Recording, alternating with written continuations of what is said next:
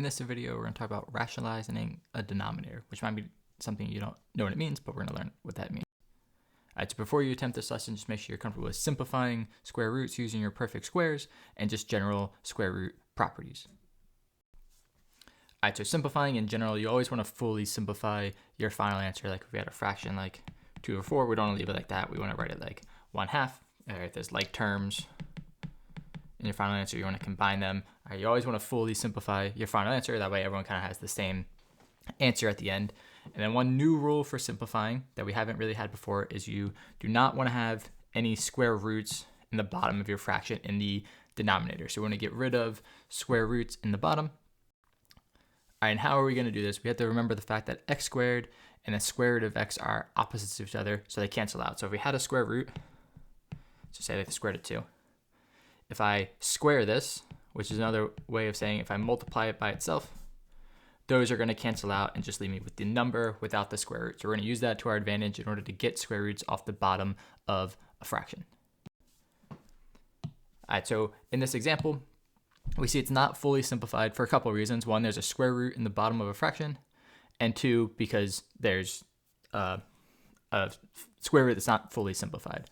All right, so we need to fix both those issues. The one I fixed first is the square root in the bottom of the fraction. So we just saw if I multiply a square root by itself, that's the same thing as squaring it, and that'll end up canceling out. All right, but we know we can't just multiply the bottom of a fraction by a number because that'll change what fraction we're talking about.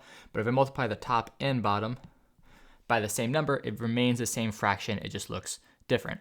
So now I can multiply across the top. 3 times the square root of 8 is 3 square root of 8. On the bottom, the square root of 8 times the square root of 8, because I'm squaring a square root, they just cancel out and I just get 8. All right, so I've kind of fixed the first thing that was not simple about my expression, was that there was a square root in the bottom, but now I still have to simplify my square root. And I look at 8, I'm always seeing if this number is divisible by any of my perfect squares.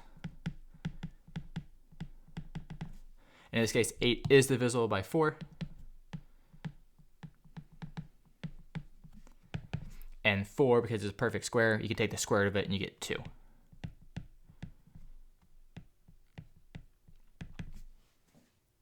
And now you're multiplying all this stuff together on the top, so you do 3 times 2. And you get 6 squared root of 2 over 8. So now the square root's as simple as it can get. There's no square roots on the bottom. The square root on the top can't be made any simpler. But now we have this 6 and this 8. Those are both even, so I can divide both those by 2 to make the numbers smaller. And this is the fully simplified version of what we started with. All right, the fraction part, there's no way to make it simpler. The square root part is good. There's no square root on the bottom. And the number in the square root's not divisible by a perfect square. Here's the general strategy for rationalizing a denominator, which is the fancy words for saying the stuff that we just did. So you want to simplify the non-square root parts of the fraction if necessary. That's not always going to be something you have to do, but always simplify first before you start doing other stuff. Right. Multiply the top and bottom of the fraction by the square root on the bottom. All right, so you want to get rid of that square root on the bottom. And remember, that's going to cancel out on the bottom. All right, simplify the square roots that are left by using your perfect squares, and then simplify again. So you can see a lot of the steps are just simplifying, making the fraction as simple as possible. All right, so 5 over the square root of 32. All right, when you see that square root in the bottom, all right, the first thing you want to do is multiply the top and bottom of the fraction by that square root. On the top, you just multiply them. On the bottom, because you're squaring the square root, it goes away. And now I want to see, can I simplify the square root that's on the top now? And again, I'm looking at is it divisible by any of these perfect squares. In this case, 32 is divisible by 16, so I could rewrite it like this.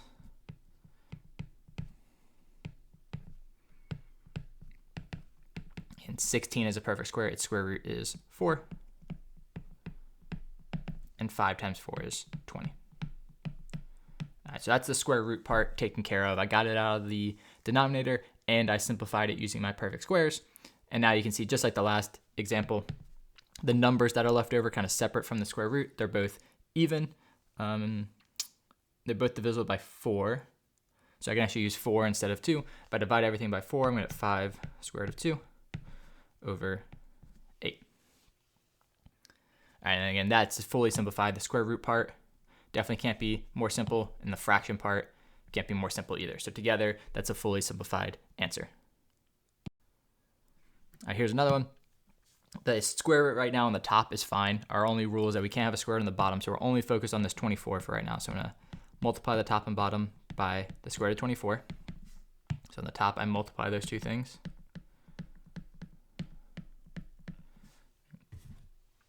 And here's where you can remember your square root rules. If I multiply two square roots together, I can just multiply the numbers together. So I can just multiply 5 times 24 and get 120 over 24. And now I just want to see if I can simplify that square root on the top. So I'm going to look at my perfect squares.